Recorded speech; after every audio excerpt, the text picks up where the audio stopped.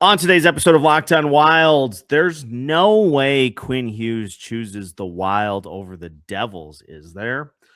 Don't be so sure. Hey, this is Matt Boldy, and you're listening to Locked On Wild. Hey, this is Marcus Foligno, and you're listening to Locked On Wild. You're Locked On Wild, your daily podcast on the Minnesota Wild.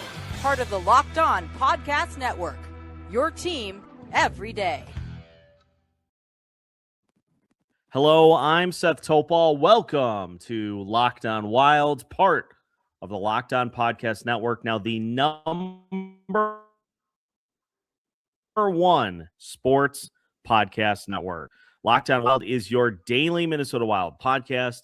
We are your team each and every day, and we thank you for making Locked On Wild your first listen each and every day as well.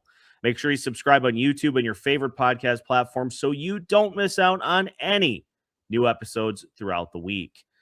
Today's episode of Locked On Wild is brought to you by FanDuel. If you want to be right in the middle of the action this season, visit FanDuel.com and place your NFL live bets all season long. On today's episode of Locked On Wild, we continue to react to the Quinn Hughes acquisition. We'll take a look at how Quinn Hughes has transformed the Minnesota Wild on both sides of the puck with Alex Micheletti. We'll also talk about the potential for the Minnesota Wild to convince Quinn Hughes to stay past his current deal. And we'll take a look at what comes next for the Minnesota Wild. What is next on Bill Guerin's wish list, and what do the Wild have available to send to another team for another player? My name is Seth Toupal, host of Locked On Wild, credentialed media member. I've been covering the Wild for the last 5 seasons, and we're joined, as mentioned, by Alex Micheletti. And much like the NFL schedule, Alex, we now have a Micheletti Thursday. Folks, it's a crazy time of year, especially winter sports season. But as I mentioned, the important thing is that we get Alex on a weekly basis. Sometimes it's Mondays, Tuesdays, Wednesdays, Thursday. We make it happen. And so let's start with the big news, Alex. Quinn Hughes to Minnesota, a big package going to Vancouver. We've been reacting to it since it happened on Friday, but we got to get your thoughts on Bill Guerin pulling the trigger, going all in, and getting Quinn Hughes to Minnesota. First, what did you think of the trade? What did you think of the players sent to Vancouver? Just tell me everything. Tell me everything that you thought about this massive move for the Wild. Yeah, on Friday, I was just sitting there watching games with my dad, and I was scrolling X, and I saw the tweet come up from Elliot Friedman. I was like, Dad, you're not going to believe this. It's actually real. Quinn Hughes traded to the Minnesota Wild, and at that time we didn't know what the pieces were, and then it kind of slowly trickled out. And yeah, it's the most shocking move. I don't think anybody's actually believed that he'd be coming to the Wild, and to give up Marco Rossi, Liam Ogren, Z Boyum, and first equivalent of 4 first-round picks for him.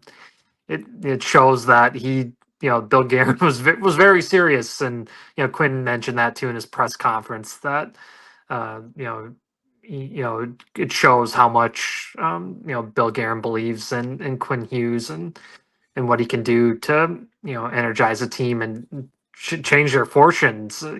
Now the Wild look like a serious cup contender with the acquisition by him, and maybe some future moves in the future. Just amazing. How much a player like that can energize a team, and just it gives a boost of confidence for everybody in the locker room, for sure. When you acquire a guy that won a Norris Trophy, those types of players don't come available this early, like before trade deadline. And so for Bill Guerin to make that move now is pretty special.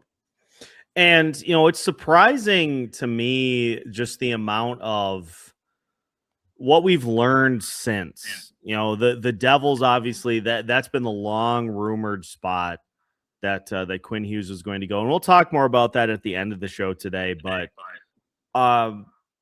the Devils had a trade package on the table, but ultimately they needed to try to clear cap space in order to make it happen, and they weren't in a position to be able to do so. Some of the veteran players that were potentially included in the deal had trade protection.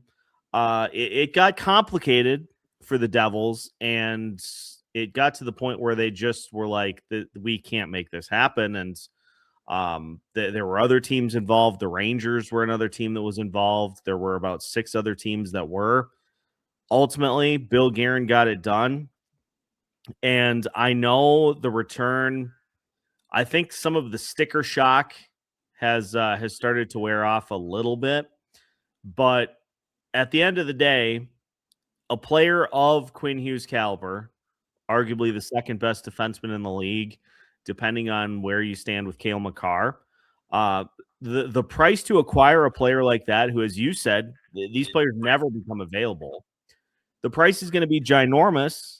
And in this instance, Bill Guerin just had much more stomach to make this happen than any of the other GMs that were involved. Yeah, to get good elite players, you have to give up good players. And, the hardest one to give up is out of those 3. And the first round pick, who knows? Because you never, the draft is a crapshoot. But to give up Zeev Buium is the hardest one. But you look at it, you're getting a player in Quinn Hughes that is, the hope for Vancouver as Zeev turns into Quinn. But you have you have the ready-made product. You have the guy that's won the Norris Trophy, one of the best power play defensemen in the league, and he changes the power play drastically. And you look at he's a one-man breakout machine, and he always has the puck on his stick, and his vision is just absolutely incredible. It's been fun to watch the past couple games. Just the breakout passes that he makes to teammates. It's so much fun to watch. And in the few games that we have seen that he has played, it's been 3 games since he was acquired, 2 games that he's played. The Wild have won all 3. They had one a back and forth game against the Ottawa Senators that they were able to come away with the victory in. They flattened the Bruins. They took the Washington Capitals out behind the shed and gave them an attitude adjustment.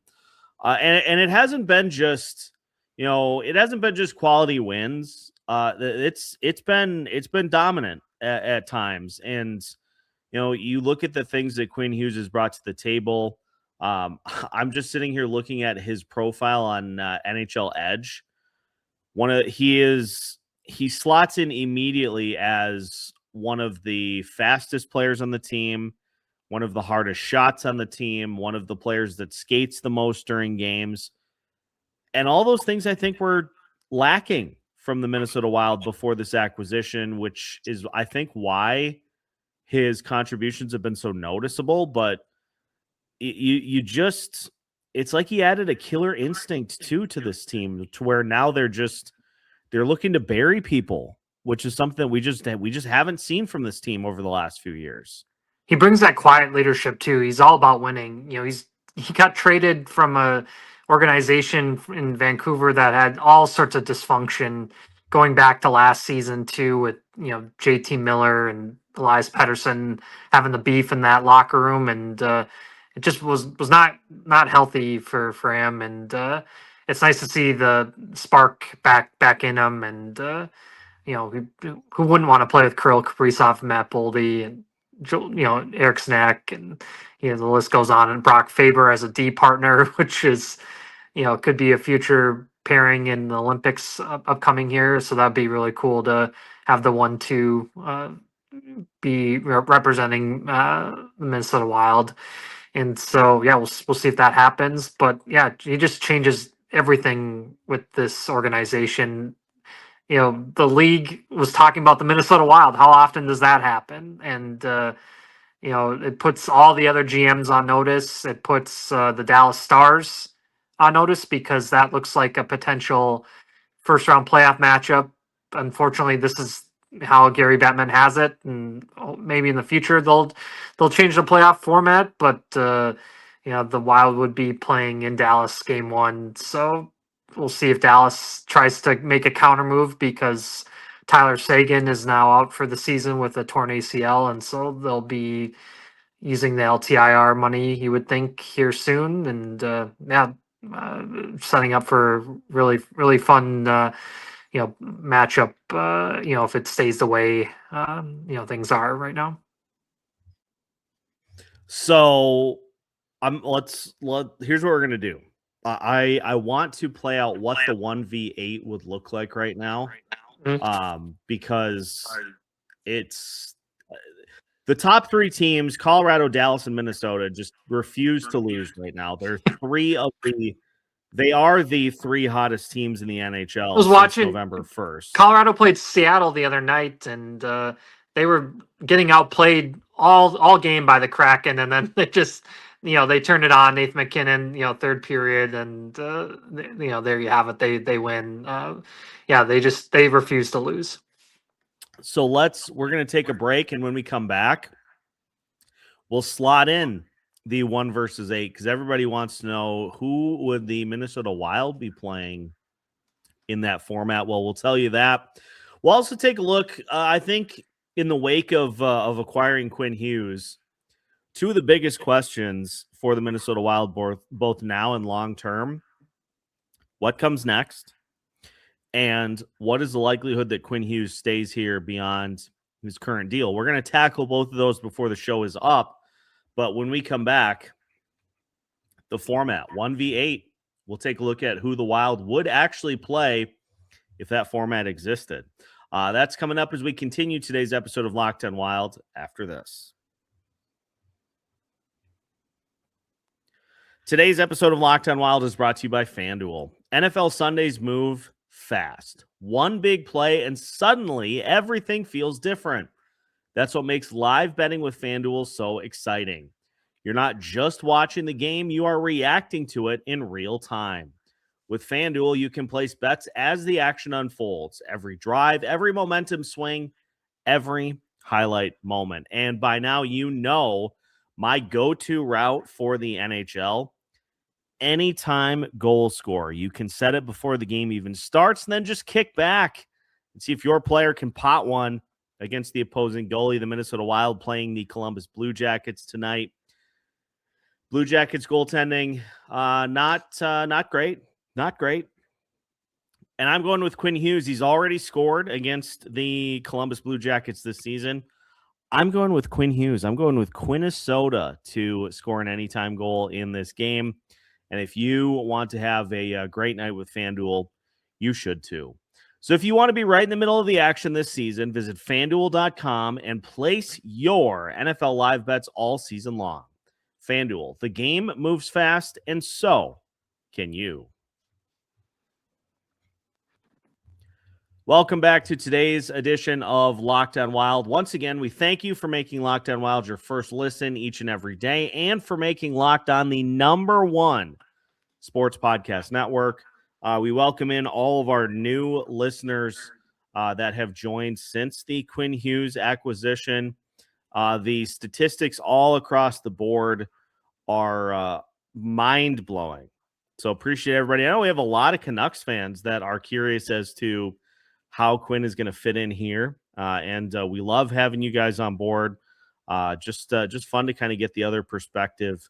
And we encourage you to stick with Locked On Wild for the rest of the season. If you are a true diehard Minnesota Wild fan, the Everyday or All Access tier is built for you. You'll get one-on-one text access with me, all access episodes, an exclusive newsletter, and a 15% discount to the Locked On merch store. Head to the show notes for today's episode to join the Everydayer Club and unlock all access. You can find the link in the show notes, as mentioned, to get your ascension into elite levels of Minnesota Wild content and coverage by joining the Everydayer All Access tier. All right, so hypothetically, 1 versus 8, 1 through 8 is as follows. The top 3 in the Central are the top 3 in the West. Colorado, Dallas, Minnesota in that order. Vegas Golden Knights get the 4 seed. Anaheim gets the 5 seed. Due to that actually I think should be the other way around. But they are giving Vegas that spot because Vegas has played 2 fewer games. So Vegas the 4 seed, Anaheim 5. Edmonton is the 6. Los Angeles Kings are the 7. San Jose Sharks are the 8. So in the 1 versus 8 format, the Minnesota Wild would play the Edmonton Oilers. Their goaltending not great. They just jettisoned Stuart Skinner finally. So now their hopes reside in Tristan Jarry. So if we had the 1 through 8 format, the Minnesota Wild would host the Edmonton Oilers in round 1. Decent matchup. They've played really well against the Oilers. You know, obviously the Oilers have McDavid and Draisaitl, Zach Hyman, but yeah, that goal Tristan Jarry does not scare me. He does not look anything like the goalie when they first, when Pittsburgh first had him, and then they got rid of him just because they didn't know what to do with them. And Edmonton and Pittsburgh just kind of traded struggling goalie for struggling goalie. Didn't really help either of those franchises. And so, yeah, you have a healthy, in theory, Jonas Brodin to shut down McDavid or try to limit McDavid and Draisaitl. I would like that matchup better than Dallas. Yeah. Wild have the clear edge defensively. They have the clear edge at the goaltending position. Mm-hmm. But even as much as I would like to add with Quinn Hughes, Connor McDavid still gives you the edge offensively. No doubt about it. You hope to contain both him and Draisaitl, limit as best as you can, and try to outscore him. I want to just go over this one more time. I know I have mentioned it. Everydayers have probably heard me say this every day this week. But with the Minnesota Wild on the stretch that they're on, they have gained precisely no ground on the Colorado Avalanche because the Avalanche just refuse to lose, and they won again. The 3 hottest teams in the league right now, the Colorado Avalanche, the Minnesota Wild, and the Dallas Stars. 37 points for Colorado since November 1st, 36 for Minnesota, and 35 for Dallas. So Minnesota Wild in a 17-3-2 stretch. They have lost a point to Colorado in the standings. They have gained a point on Dallas. If that doesn't make you bang your head into a wall, I don't know what will. It's crazy, right? Kudos to Sakic in Colorado there, and Jim Nill, Dallas. Bill Guerin, has made some quality moves here recently too, and the playoff format is what it is. That's super frustrating. But you got some elite players in this division. It's incredible, especially the defensemen. Yeah, arguably the 3 top defensemen in the league, and Cale Makar, Quinn Hughes with the Wild now, and Miro Heiskanen with the Dallas Stars. So yeah, it doesn't. And dealing with Nathan McKinnon, who, arguably, again, you could put right there with McDavid as the best player in the NHL. So, and Cale Makar, that two-man combo is just absolutely ridiculous. But, I think the Wild have the best goaltending out of those 3 if you take a look. Yeah. I would agree. Jake Ottinger has been he's been leaky this year. Mm-hmm. You've got the top 3 defensemen in the Central Division, and you have, honestly, those top 3 teams, they've got at least 2 forwards each that are probably in the top 20 forwards list in the league. Mm-hmm. For Colorado, you've got McKinnon, you've got Nietzsche's. The Wild have Kaprizov and Boldy, and the Stars have Rantanen and Robertson. Wyatt Johnson's turning into an absolute superstar too. Yeah, they Dallas has so much depth. They're a scary playoff opponent if Ottinger's on his game. Yeah, and the Wild would be leading the Pacific outright. They would be second behind the Carolina Hurricanes in the Metropolitan, and they'd be leading the Atlantic outright if they were in other divisions. But they're in the Central, and I digress. And it doesn't really matter because Quinn Hughes is in the fold, and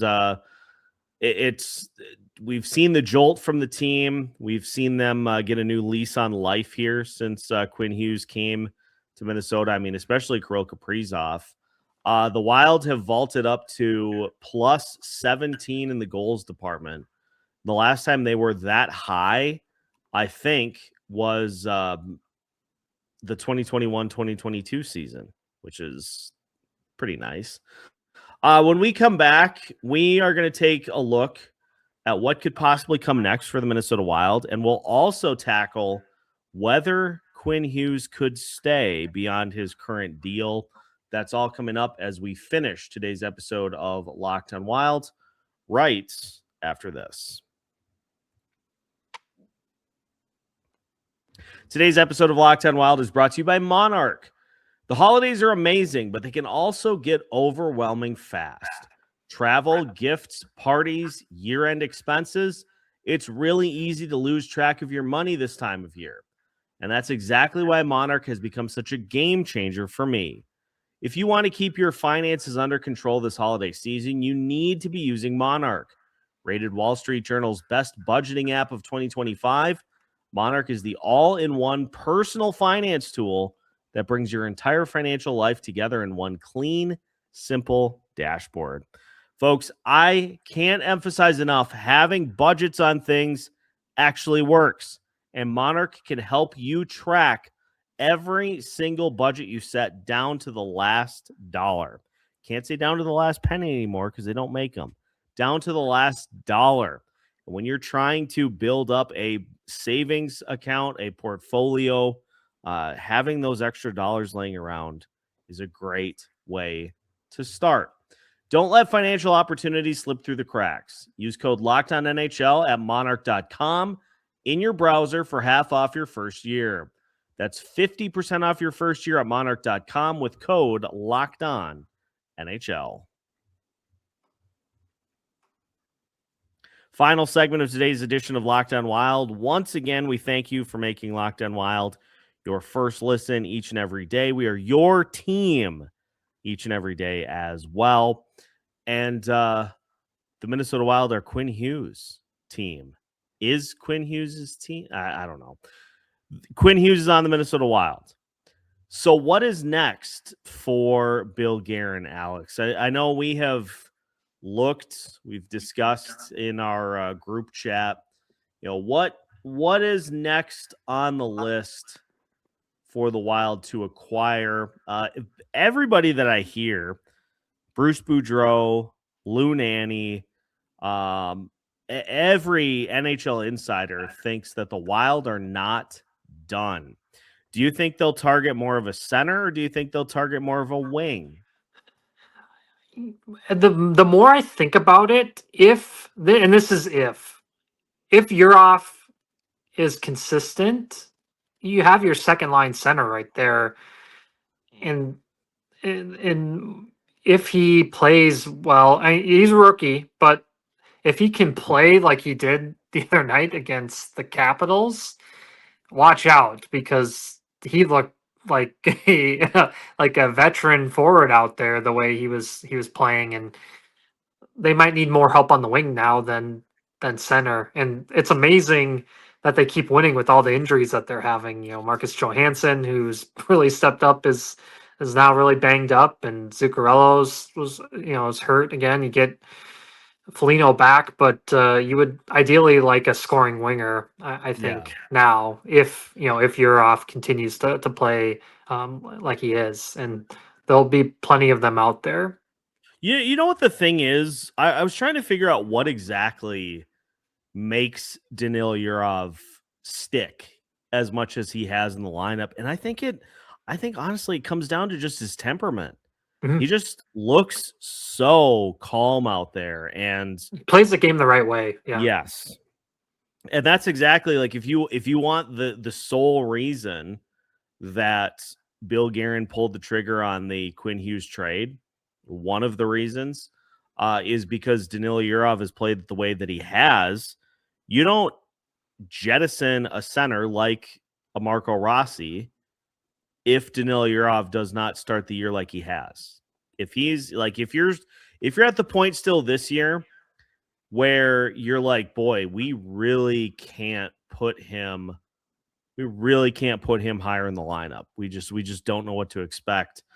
And this circles back to it. I know we hate the injuries as much as we do, but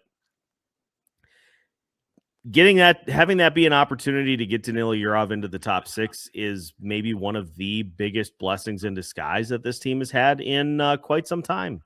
100%. And it's amazing how quick he adapted his game, because he came straight over from the KHL. You know, there was no let's put him in Iowa to get him ready to go. He was here right away and hasn't had to go to the minors or threatened to go back to the KHL. And because it's a completely different game over here in North America compared to Russia. And it's nice that he has a couple of other 3 other Russian teammates to help him get acclimated to living in a different country, big city like St. Paul, Minneapolis. And so he's really adapted to the NHL life. And it was amazing the other day how many kids he was running stairs after practice on a day game. That picture that Russo had, it that kid's different. These Russian players, it's hockey is everything to them. Yes, it is. I feel like if there is going to be another move for the Wild, it will be closer to the trade deadline. Yes. Because I think at this point, you want to see what the lineup looks like with Zuccarello back, with Johansson back, with everybody, or as many players as you can get back. Because you think about this. I know Vladimir Tarasenko turned the clock back about 10 years in the game against the Capitals. But ultimately, that spot is going to go to Matt Zuccarello. And whether Danila Yurov is their center or whether Joel Eriksson Ek is their center, that means that Matt Boldy and Marcus Johansson are the wings for line 2. Vladimir Tarasenko will likely be the wing for the third line, opposite of maybe Marcus Foligno or somebody else. So your list of needs, assuming that guys can stay somewhat healthy, your list of needs shrinks once the lineup goes back to full strength. And I tend to agree with all the experts that have said I don't think the Wild are done. I tend to agree, but this situation allows Billy to be kind of selective. Like I'm 100% with you. Take a look at the assets that are left to be traded. Don't have a ton. Yeah. I mean, the one jewel that you could maybe throw out to teams is Charlie Stramel. He's playing a lot better at Michigan State. Try to find a team that maybe would be intrigued by him, because you don't have your first rounder to give up now, but he was a first round pick in Stramel. Carson Lambos, I can't believe he's actually called up. We'll see. He's been called up before, but has not played. We'll see if he has to play this time with Damon Hunt being banged up, which is too bad. So he's a guy that could be available. Hunter Haight is biding his time down there in Iowa on another tough Iowa team. So that's a name that's available out there. People are going to say, should you move Gus? But I don't think you move Gus right now. We'll see. We'll see what Bill Guerin has up his sleeve, and it's going to be really interesting to see with the Olympics too, with that smaller sheet, and hopefully there's no injuries. But if there are injuries, that could cause disruption and potential trade targets for teams as well. It's going to be really interesting to see, maybe if you need to. Maybe you can convince a team to take on the project that is David Jiricek. Yeah.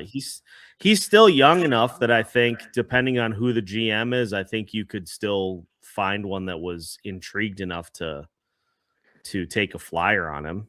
It's he's a strange player to figure out because he's Yeah. such a big dude, but he doesn't really use that body at all. Mm-mm. And the skating it can be awkward at times, but you see the potential.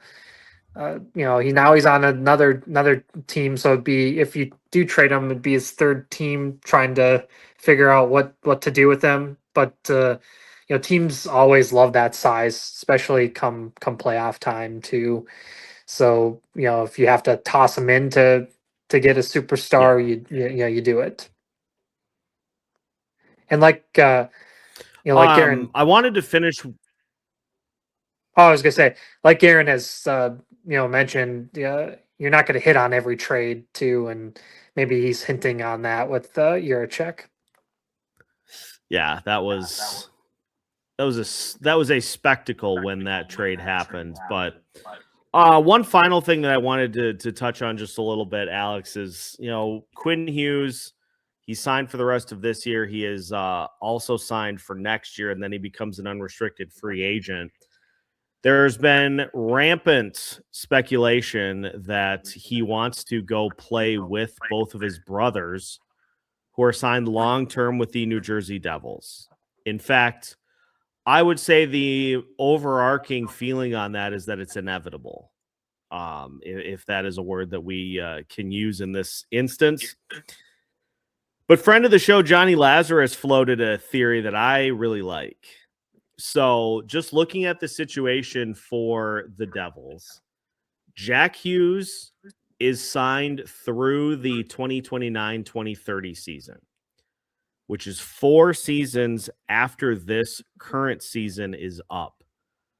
And he has trade protection. He signed for $8 million a year and has trade protection during that time. You also have Timo Meier signed for 8.8. Jesper Bratt signed for 7.875 as the big pieces to the offense. You also have just a ton of money allocated to Dougie Hamilton, Luke Hughes, who is signed through 2032. Brett Pesce is signed through 2030. Jonathan Kovacevic is signed through 2030 as well. You have a lot of money allocated for a lot of big pieces. And so would it make more sense for Quinn to align himself to a spot that is closer to Michigan, where he grew up, and then they all, or at least him and Jack, can go to free agency at the same time? I'm starting to think it may not be a full 8-year deal, but if he tacks on 3 years to what he currently has, that does make some sense. I'm right there with what Johnny says as well.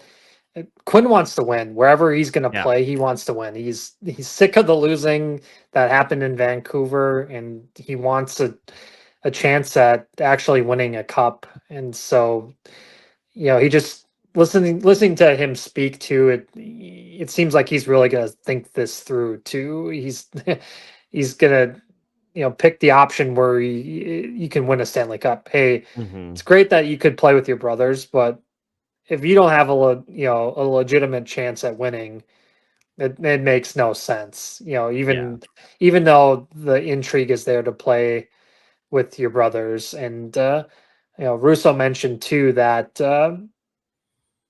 Quinn, I don't think he wanted to go to New Jersey right now because he'd be overshadowing his brother, who's trying to become that number one, defenseman on the Devils, and didn't want to overshadow his brother because they play the same position. Jack's a forward, but Luke is a defenseman, and he's trying to say, hey, Dougie Hamilton, it's my time to be on power play one and be the top defenseman with that Devils team. And like you said too, I mean, the Devils had trade protections up the wazoo. They're kind of the Wild of the old. Yeah. And so, yeah, it's he's got the best agent in the league too, in Pat Brisson, and they'll make it work. And if it's short term here, they're going to try to get as many the signing bonus money way up front load everything. But it is intriguing to have the Wild be the only team that can offer him 8 years. So Yeah. we'll see. Yes, it is. And I think what I kind of take from this is that Quinn wasn't maybe necessarily expecting to come here, but it clearly had an impression on him. The organization willing to pony up the resources that they did, the reception that he has received.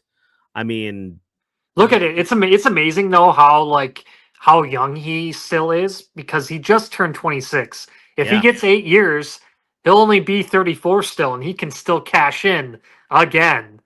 So there, even if 34 is not not old. I know a lot of people think it's old, but 34 is still pretty young. So if he does take that 8 years, he can cash in again. And his brothers are younger than him, and he, if he wants to at some point play with his brothers, he still has a lot of time in his career to have that option later.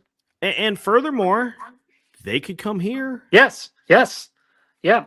Because, again, I'm sure Jack Hughes would love to play with Kirill Kaprizov. I know he has Jesper Bratt and Timo Meier, but they are not Kirill Kaprizov. No. Yeah, so that would be super intriguing, and imagine those two together. Kirill, Matt Boldy, Jack Hughes, Luke Hughes, Quinn Hughes. Just start printing cups. Start printing Stanley Cups. You might need a lot of veteran minimum contracts around those to make it work, but that would be a lot of fun. I would take 100 Marcus Johanssons if it meant that we had all 3 Hughes brothers here in Minnesota. That would be a lot of fun. So, it is going to be fascinating to see how this plays out, and obviously we continue to react to the Quinn Hughes acquisition. If you missed any of our previous reaction, just check out the Quinnesota playlist on YouTube. We have everything from the reaction the night the trade happened to his first game, his immediate impact. It's all right there on the Locked On Wild YouTube account. That is going to wrap it up for today's episode. We thank you, as always, for tuning in to Locked On Wild. Coming up tomorrow, we'll have a reaction to tonight's game against the Columbus Blue Jackets, and a look ahead to a busy weekend for the Minnesota Wilds coming up, as we always do. We will postcast tonight, postcast after the Blue Jackets game, so make sure to check out Locked On Wild on YouTube. And we also do post those postcasts for you on your audio platforms too. So if you want to listen to that tomorrow morning on your morning commute, you certainly can. If you need a last-minute holiday gift, or someone keeps asking what you want, make it easy. Ask for the Everydayer Club, ad-free episodes of this show, exclusive Discord server access, and more. Subscriptions can be gifted. More information is available in the show notes. For those of you on video, we send you to the first ever 24/7 National Locked On Podcast Network YouTube channel. On audio, make sure that you make your second listen NHL Game Night on Locked On NHL. We thank you, as always, for making Locked On Wild your first choice for Minnesota news and information. We'll catch you on the next episode right here on Locked On Wild, your team every day, part of the Locked On Podcast Network.